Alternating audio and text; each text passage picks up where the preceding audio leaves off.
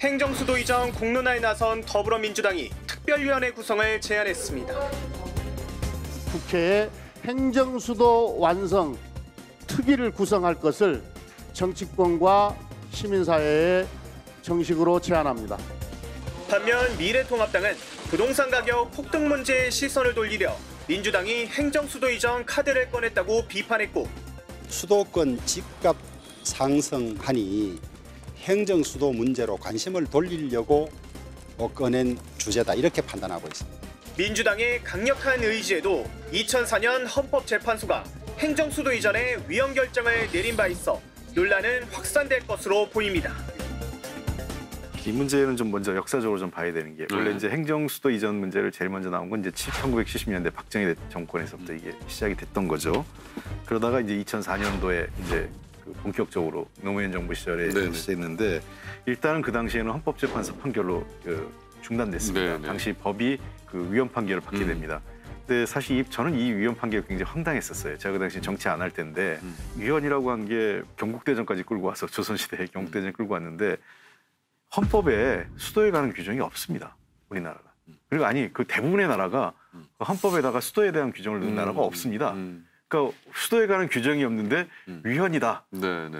그 관련된 내용이 없는데 그 위헌이라고 얘기한 것 자체는 그때 그 당시에 제가 보기엔 매우 정치적 판단을 헌재가 했던 거고요.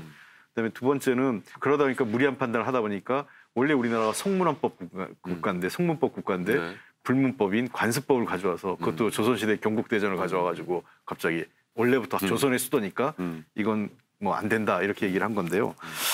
헌법재판소의 판단은 시대에 따라서 바뀝니다. 잘 아시는 것처럼 간통죄나 이 낙태와 관련된 헌법재판소의 결정이 시대가 바뀌고 사람의 인식이 바뀌니까 수정됐지 않습니까? 그런 것처럼 저는 이제 다시 인구뿐만 아니라 경제력, 모든 게 밀집돼 있고 그다음에 지방은 소멸 위기에 있는 이 현 상황에서 국토 균형 발전 차원에서 어떻게 할 건가라는 헌재도 현실에 대한 고민을 해야 된다 생각을 하고요. 저는 이제 취지나 방향성 같은 건 상당히 동의하는데요. 진짜 정책적으로 문제를 제기한 거냐, 아니면 정치적으로 문제를 제기하느냐, 이 부분 갖고 일단 논란은 있는 것 같아요, 여야 간에. 그렇죠.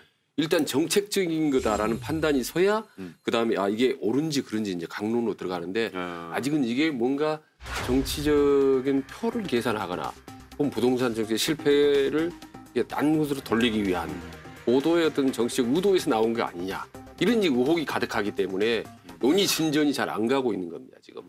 예, 그래서 이게 지금 제일 관건인데, 근데 문제는 저는 이제 워낙 이게 큰 사안이기 때문에 수도 이전은 일단 띄우는 것 자체가 많은 논란을 가져오면 사람들에게. 예, 당장 지금 여권 같은 경우는 전부 찬성한다라는 지지성 발언이 나오고 있고, 근데 이제 야당 같은 경우는 두 목소리가 나오는 거예요. 이제 찬성자들이 있고 또 반대자들이 있고, 그리고 전국적으로 이제 국민들 입장에서도 사실 수도권에서 한 절반 정도가 반반이지만 나머지 국민들은요 찬성이 훨씬 많습니다. 그러니까 전체적으로 보면은 일단 찬성론이 많았었거든요. 그러니까 여권이 정부 여당이 만약에 정치적 의도를 갖고 있다면 이거는 손해나는 게임은 아니죠. 그러나 워낙 큰 사안이기 때문에 저는 정치적으로 이슈를 던졌다고 저는 믿고 싶지는 않습니다.